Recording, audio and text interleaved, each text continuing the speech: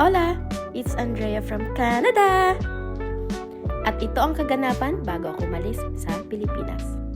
Nakarating ng maaga sa airport, lalo na't international flight ito kaya maaga ang mga person. At narito nga may pasorpresa ang badong. Kasama ng aking pamilya, ang aming picture-picture sa huling pagkakataon dahil mawawalay kami ng mahaba-habang panahon. At narito nga, nakapila na nga ako para sa aking unang pagsakay. First time mawalay sa aking pamilya, malungkot man pero kakayanin. Mahaba-habang flight ito, 3 connecting flight. Sana makaya. Pero wait lang, nandito na ako eh. So, nakaya ko, di ba? Okay. Super late naman kasi mag-edit. Ano ba yan? Naglalakad na nga ang Inday, papasok sa unang eroplano ng aking sasakyan. At ito na, tada! Yay! Nakarating na nga ako dito sa Ulapaap. Hong Kong na, yay! 2 biyahe na lang. May nakilala nga din akong 2 Pinayan, si ate. Nakakwentuhan. Sila ay bababa sa Toronto. And then, ito na! Papunta na!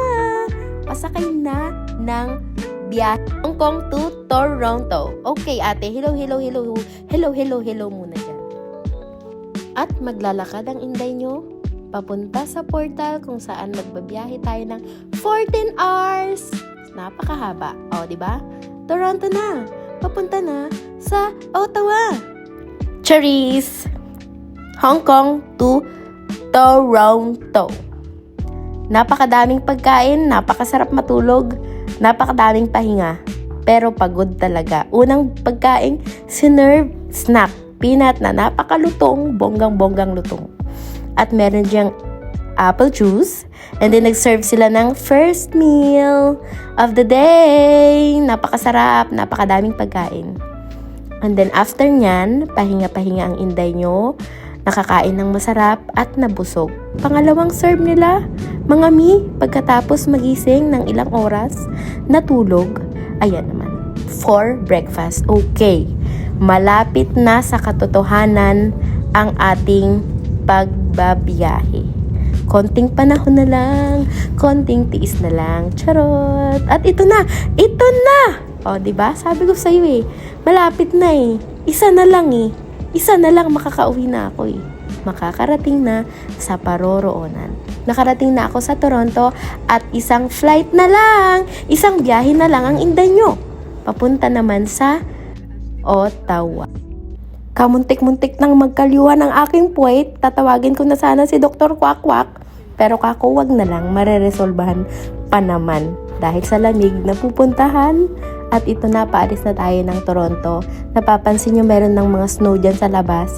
At nafe-feel ko na yung lamig niyan. Konti na lang, paglapag ko sa Ottawa, naku, napakalamig talaga niyan.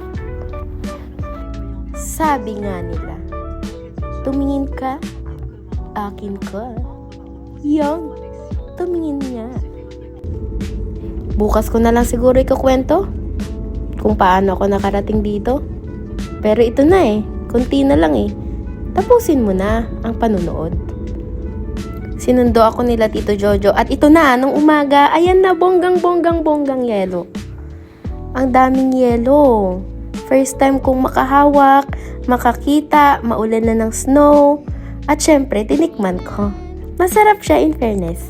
Baka may magtanong kung baka sumakit yan ko dahil kumain ako ng yelo. Tumira lang naman ako isang araw sa CR. Sa susunod nga, gagamitin ko yan sa halo-halo eh. Walang kasawaan. Kinabukasan nga, pumunta kami sa church at ito ang mga tumambad sa aming dinaanan. Especially sa akin, syempre, naggulantang ako na, wow, ganito pala dito sa Ottawa, dito sa Canada. Marami akong mga nakilalang bagong kaibigan, bagong ate at kuya dito sa church. Nag-picture kami sa labas.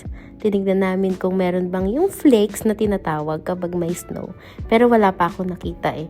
Maybe next time kapag makakita ako ng yung, alam niyo sa Frozen, yung ganong mga design. Gusto ko makakita ng ganon eh. Diyan nga, tinikman ko yung yellow. Masarap siya. Hanggang dito na lang po muna. Huwag kayong magsasawang manood at subaybayan ang buhay ko dito sa Canada. Hanggang sa muli, paalam!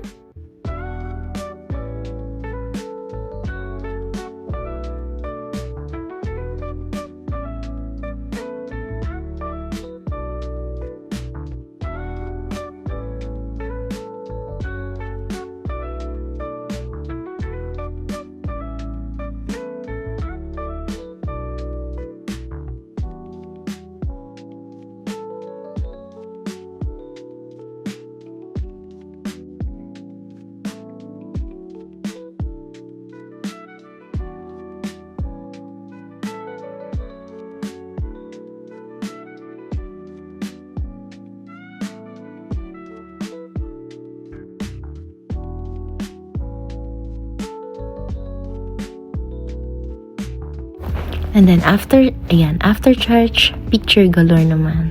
Mga new friends, new kakilala dito sa lokal. Salamat po ng marami sa inyo. Hanggang sa muli po, sana ay magpatuloy din po ang inyong pagsuporta dito sa aking mga mini vlog. Salamat!